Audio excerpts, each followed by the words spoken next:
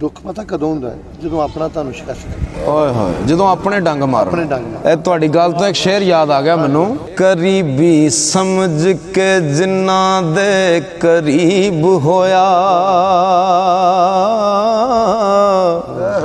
ਉਹ ਜੜਾਂ ਮੇਰੀਆਂ ਉਹ ਖੇਡਦੇ ਰਹੇ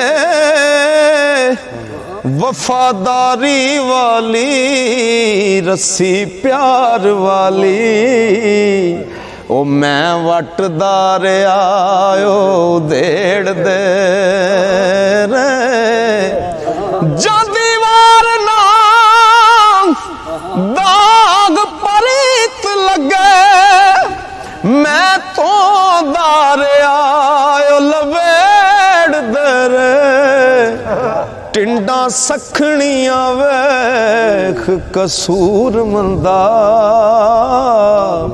ਐਵੇਂ ਖੂਹ ਖਿਆਲਾਂ ਦੇ ਗੇੜਦੇ ਰਹੇ। ਜਦੋਂ ਇਸ਼ਕ ਸੱਚਾ ਹੋਵੇ ਨਾ ਉਹ ਬੋਲਦਾ ਵਾ, ਲੋਕ ਦਾਵਤਾਂ ਦੇ ਕੇ ਸਾਦੇ ਆ। ਸਾਡਾ ਤੇ ਬਲਾਲ ਦਾ ਇਸ਼ਕ ਸੱਚਾ ਜੀ ਵੇਖ ਲਓ ਆਪੇ ਆ ਗਿਆ। ਹਾਂਜੀ ਇਨਸ਼ਾਅੱਲਾ ਕਿਸੇ ਕੋ ਹੋਵੇ ਸੱਚਾ ਤੇ ਉਹ ਬੋਲਦਾ ਹੈ। ਇਹ ਇਸ਼ਕ ਇੰਝ ਹੀ ਰਹੇਗਾ ਇਨਸ਼ਾਅੱਲਾ। ਅੱਲਾ ਸਲਾਮਤ।